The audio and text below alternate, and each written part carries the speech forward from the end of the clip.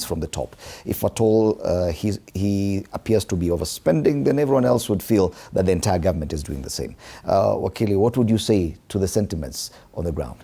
Yeah, you know, it's interesting when I see you guys engage in deep policy, foreign policy discussion in the streets. Are you saying that Kenyans do not understand what people are talking about? Fred, you need to allow me. No, Wakili, are you saying that normal Kenyans on the streets of Nairobi or Nakuru Fred, do not understand that? Are you going to allow me to It's a question I'm asking you, because you're accusing our viewers of not understanding. Allow me to finish what I'm saying, because I'm addressing just that. When you undertake, public participation, the first and most important thing is that you need to build the capacity of the public. Okay? For instance, the media that is going out there knows very well that when the president traveled to China, he secured a 98% of our export to China to go to China duty-free. Okay? That's our tea, that's our coffee, that's our nuts, and so on and so forth. Then when the president co-hosted the Nairobi Forum with France, and then now he's extending it to his trip to France, he actually helped negotiate for Africa a 23 billion shillings trade agreements, in which Kenya signed agreements of worth 170 million euros. That is something. And this goes to manufacturing, this goes to infrastructure. You also know that his trip to China resulted in the commitment to extend the rail that had stopped for 6 years, and it is going to Uganda. It's speaking to regional connectivity. And then when he traveled to South Africa, okay, if you read the sessional paper number 1 of 2025 on our foreign policy, it talks to enhancing the cooperation and trade within Africa. And the president has been leading in this. There was some tension between Kenya and Africa that was thawed.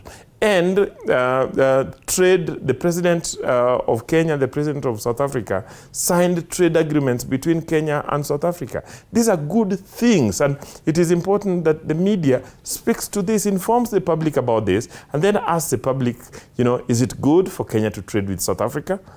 Is it good that our 98% of our export will be getting to China duty-free?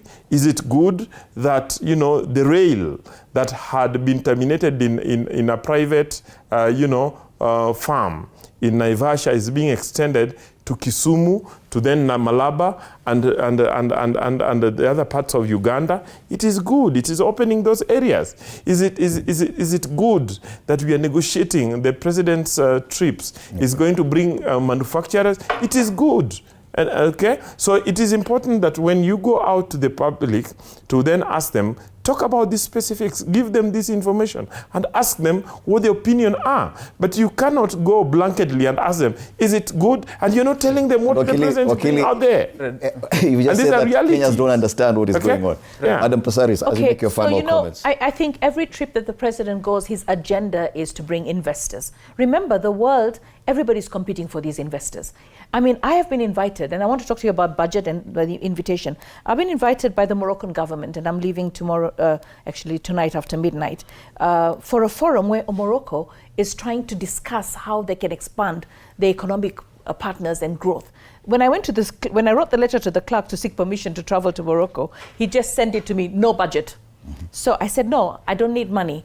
They're funding me a business class ticket, they're funding my hotel, I just need permission to go, right, to not be in parliament, to go to Morocco to attend this. So everybody is looking for a way to expand and grow their economies. Now, I want to put it simple. If I have my home, all right, and I have a sick person, right, I can decide to treat the person at home with home remedies. Then the person gets even more sicker. Then I seek a doctor, the nearest facility. Then the person gets even sicker. Then I seek a specialist. So what's happening right now, we've got challenges. We've got the wars. and we've got Kenyans who don't want fuel prices to go up. We need, and a lot of that budget, the excess, is also because we're going to have to do some subsidiary funding in there. So what I want to say is that the president does not go on a trip on a holiday. First of all, he comes back, he does his domestic tours, he goes and oversees his own projects himself. He's so hands-on that you're not going to tell him that, oh, this project is going on. He goes himself and sees it. So what I want to say is that if we just sit in Kenya domestically and say the president should just stay here, where are we going to get the investors from? Where are we going to get the partnerships? Where are we going to get the aid? We need a lot of support from foreign players. And right now, that table that is going to sit the G7, he's going to be talking about our debt. He's going to be talking about climate compensation. We've been waiting for loss and damage as a continent. So for me, I feel that it's easy for you to just look at it, oh, I look at that, why Ruto keeps flying.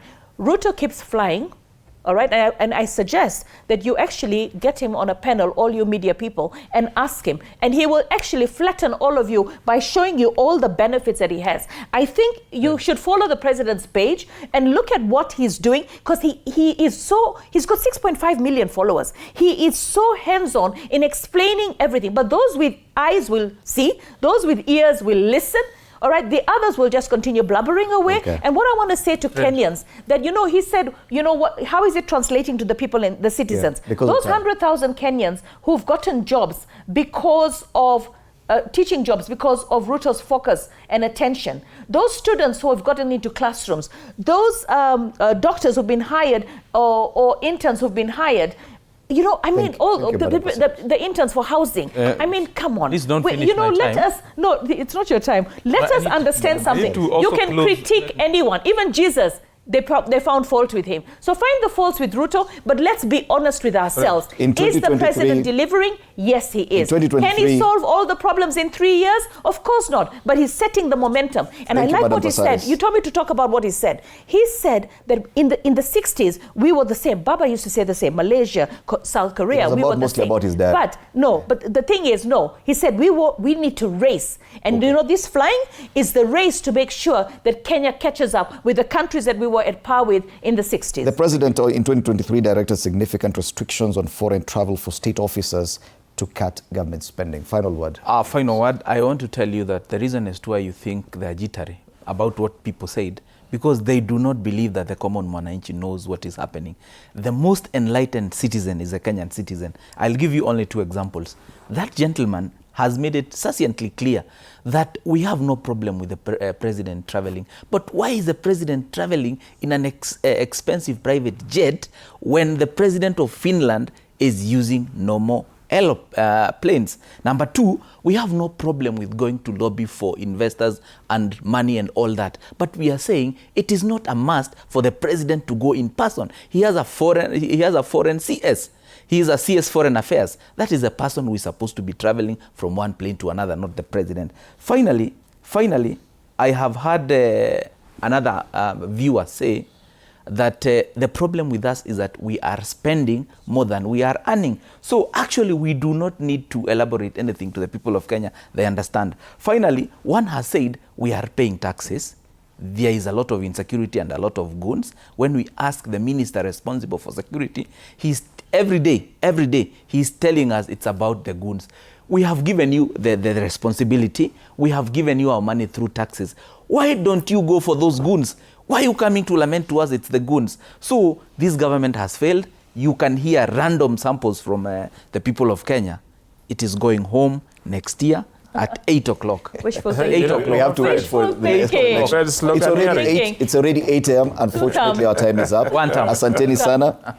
I didn't have a closing. Wakili Joshua Nyamori. Unfortunately, our time is up and we'll be eating into someone else's time. Joshua Nyamori, advocate of the High Court, Esther Passaris, woman representative Nairobi County, and Boniface Nyamu, a political commentator. Asanteni sana for your time and for the robust debate that we've had. This will definitely continue. Matters budgeting and especially on the spending bit. Are we spending too much? And why? Is there a way that we can reverse this trend? This has been the discussion. After the break, we switch gears and